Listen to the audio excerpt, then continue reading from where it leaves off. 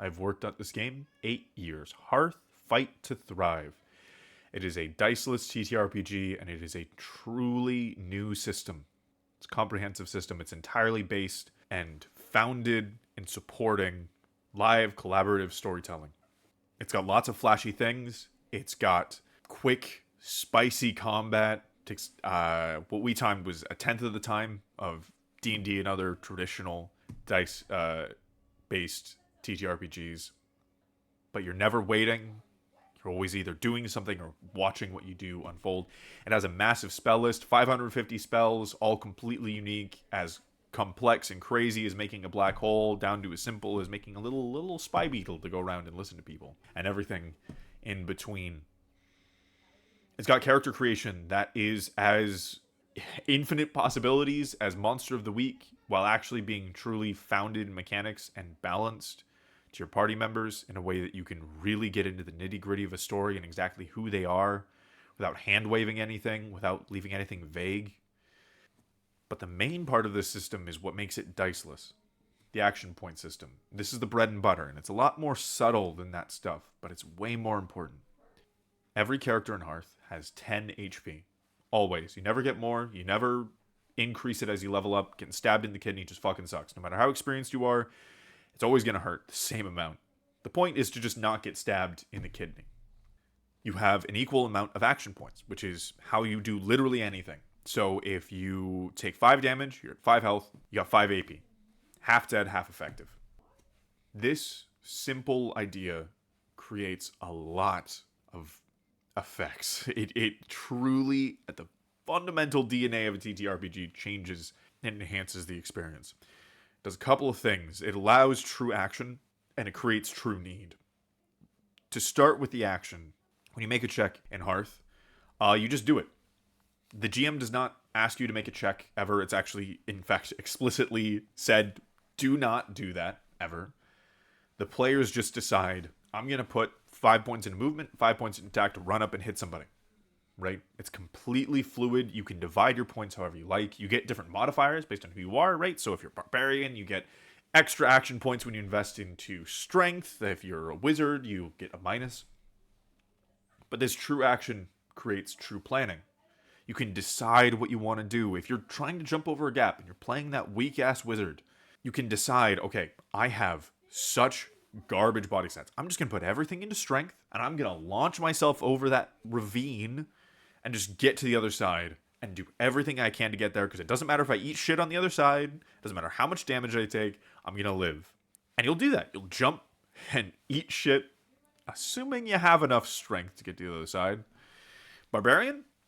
Tons into body stats. You're going to run up, split it even, do a backflip over the edge, no problem. This choice is often met with a little bit of healthy skepticism, thinking like, okay, well, that's good and all. It's nice to have control over your character, but where's the variability? And that comes in that difficulty, right? It's pseudo RNG is what we call it. The fact that you don't know what the difficulty is. You can go up to a door and try to kick it down in Hearth. You can choose to put in those points and hit it as hard as you can, but you don't know what that door is like. If it's reinforced, you're not going to be able to kick it down. The difference is that in D&D, in dice-based TTRPGs, it doesn't mean anything. It just means that you didn't roll high enough, right? In Hearth, that barbarian doesn't kick down the door. Me as the wizard certainly fucking isn't. That door is just really strong, and it is strong in a consistent way. In D&D, I as the wizard should go up and try it. I just won't, because I'm trying to be a good player, not slow things down, but realistically, you should just roll and keep kicking the door until you get a crit and kick it down. We go out of our way to hamstring the experience, to ignore these problems, to try to create that beautiful magic that TTRPGs have. But in Hearth, it is truly supported and enforced. Every check that you make tells you something about the world, and it pulls you in that little bit more and gets you that much more immersed in the system. Combat, to get a little bit into that, is the same way. You're making checks, you're deciding what you're doing, and fun fact, there really isn't a combat system in Hearth. There's attack. You can put points into attack. You can put points into defense. But it's the same system that you use when you're trying to haggle for bread at a bakery. You're just putting points into attributes. It's just, in this moment, you happen to be putting it into attack and trying to kill somebody. It is a complete gray area that you can flow in and out of. You can try to convince somebody for something. You can run back and forth. You can decide exactly what you're doing. And that's how it's calculated, right? It goes down to the last action point. But it's fast because it's a simple comparison. I put 7 points into attack. They put 6 points into defense. I deal them 1 damage. And it's done. But you know exactly how much damage you dealt. It's easy to narrate because it's 10 HP every time. You don't have that constant issue of, oh, you hit them in the arm again because...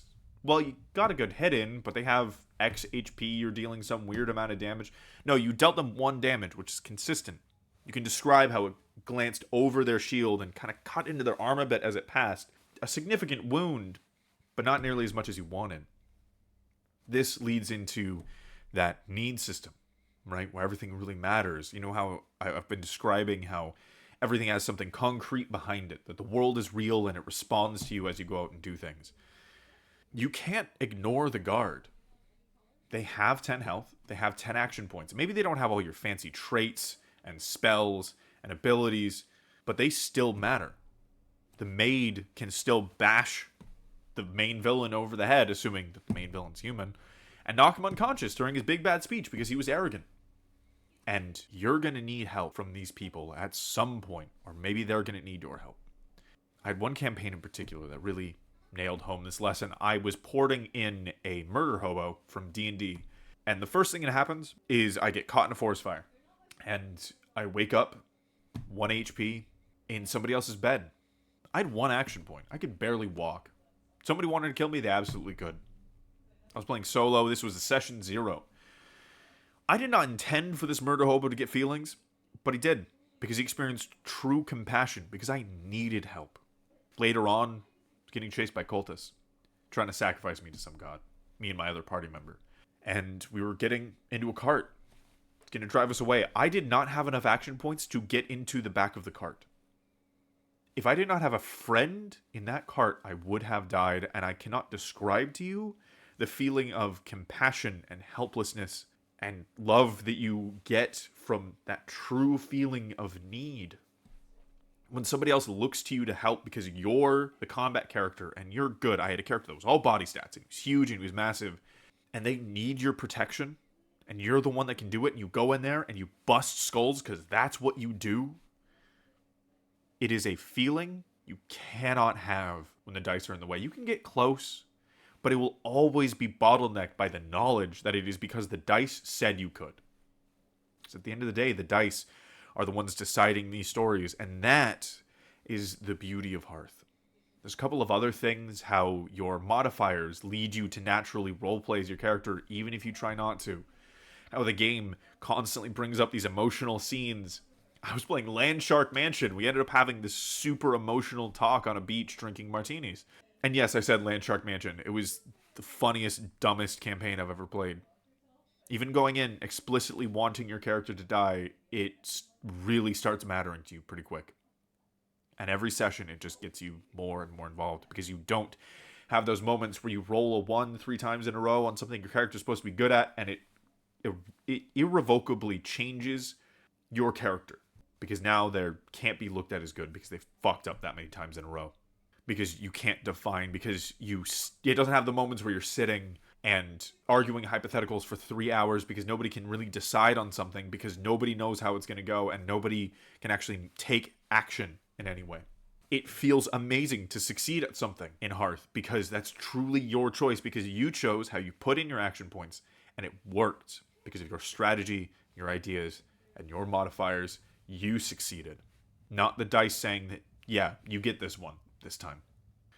This game means a lot to me because this community means a lot to me. I want you guys to have something that doesn't constantly fight you, that doesn't constantly pull away from the experience, where not all of your talent has to be devoted to handling the issues that the dice bring up.